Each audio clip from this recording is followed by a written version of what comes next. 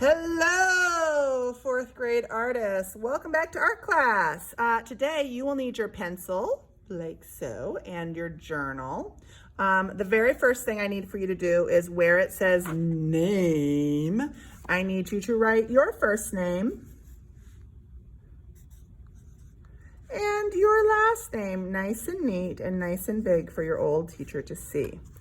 Then, friends and artists, just like years past, you are now free to start decorating your cover. Not right this second, but later. We have left the words blank for you so you can decorate the letters of the words. We have left the frames blank for you so you can decorate the frames and the insides of the pictures later. Because right now, we are going to page 1, and you are going to repeat after me. Art journal contract. In my art journal, I will draw and write what I learn about art, reflect on my own work and the work of others, create new drawings and designs when I am finished with my work. Oh, this one is very important. Think about what I write and draw without worrying about being perfect. I say with emphasis. Explore, problem solve, create, and have fun. If you agree to do all those things, please sign your name. You can sign it in cursive or in print. It is up to you. Write your date. I'm just going to write September 2020 because you are doing this on a different day than I am doing this. All right, then please turn to your line and your shape page. I'm going to fold it back, so I'm just looking at lines first. We're going to go through and quickly review some lines. You just watched 1 or 2 videos where we talked about some lines. Our first three types of lines talk about the direction that lines travel. Lines that go up and down are called vertical. You can think about that by looking at the V in vertical, making a down arrow. Lines that go side to side are called horizontal, kind of like the horizon. And lines that go from low to high or high to low are called diagonal, disco diagonal lines. All right, let's practice some vertical lines. Vertical lines can be long or short. They can be thick or thin. They can be light or dark. They can be repeated and make a dashed line. They can be repeated this way and make lines look like a fence. Draw some vertical lines. Lines don't have to go up and down. Lines can go from side to side. P.S. friends, if you need to stop and pause me, please do to catch up. I'm going to try to go as quick as I can. Lines that go from left to right or right to left are called horizontal. Horizontal lines can be long or short. They can be repeated and stacked or repeated next to each other to make a dashed line. They can be thick. They can be thin. They can be light. They can be dark. Pause the video and draw some horizontal lines. All right, diagonal lines start low and go high or start high and go low. They can be thick or thin, light or dark, repeated. Friends and artists, draw some diagonal lines.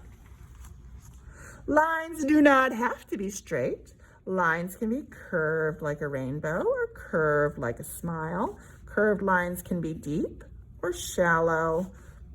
They can be repeated and look like sleeping eyes or repeated rainbows and look like happy eyes. They can be diagonal. They can be thick. They can be thin. Friends and artists, draw some curved lines. If I were to repeat a rainbow, a rainbow, a rainbow, a rainbow, a rainbow, or a smile, a smile, a smile, a smile, a smile, I have a bump, bump, bump, bumpy line. Bumpy lines can be varied with big and little bumps. Bumpy lines can be very narrow and close together or very shallow and spread out. Friends and artists, draw some bumpy lines.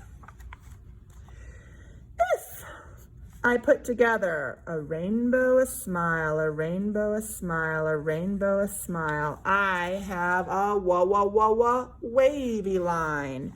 Wavy lines can be small and close together. They can be tight and close together. They can be wide and spread out. They can be thick. They can be thin. They can be varied with big and little waves.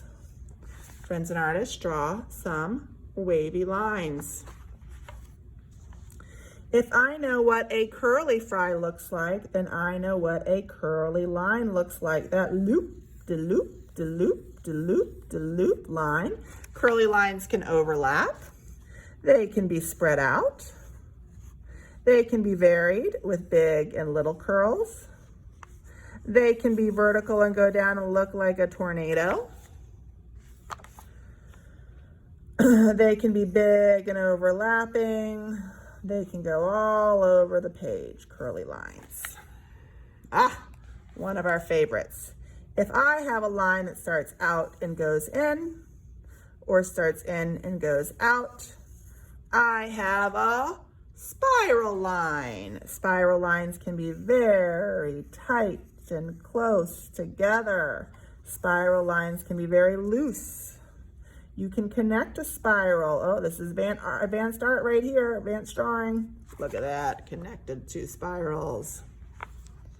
All right, 2 more lines to go. If I have a line that starts low and goes high, and starts high and goes low, low, high, low, I have a zigzag line. Zigzag lines can be vertical. Zigzag lines can be wide and spread out. Zigzag lines can be varied with big and little zigzags and look like monster teeth. Draw some zigzag lines.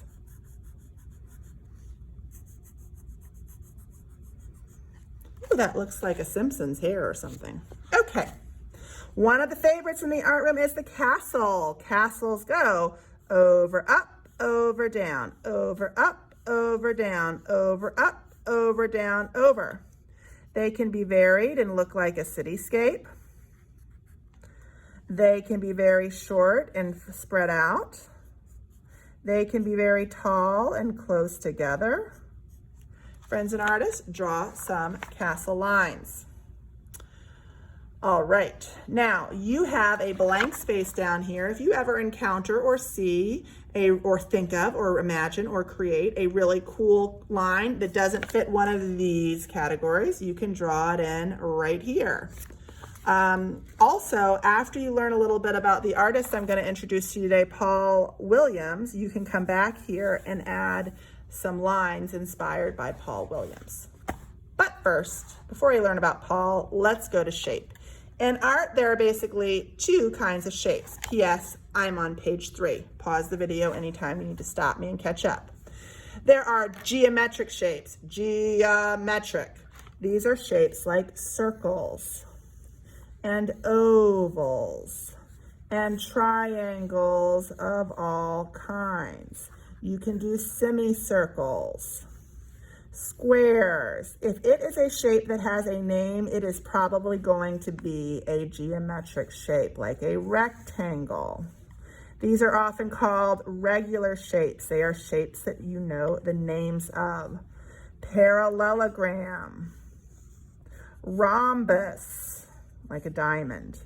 Trapezoid. Ooh, I love that one. Zoid. Trapezoid. Pentagon. Can look like 5 sides, can look like Superman upside down, can look like a house, as long as it has 5 sides. Could be a 6-sided figure, a hexagon, or a 7-sided figure, heptagon, or octagon, or nonagon, or decagon. If it is not a geometric shape, if it looks like it was found in nature, if it's kind of loosey-goosey and you want to say, ooh, it looks like a leaf, or it looks like a cloud, it's called an organic shape. It might look like a splatter. It might look like a puddle or a rock or some seaweed. You just want to make sure that it's a shape and connect it from the beginning to end and not just a line. So draw some organic shapes. And now, friends and artists, after you check out Paul R. Williams, you're going to come back here and you're going to add some of his shapes that you see in his buildings to your shape page. Ta-ta for now, friends. See you soon.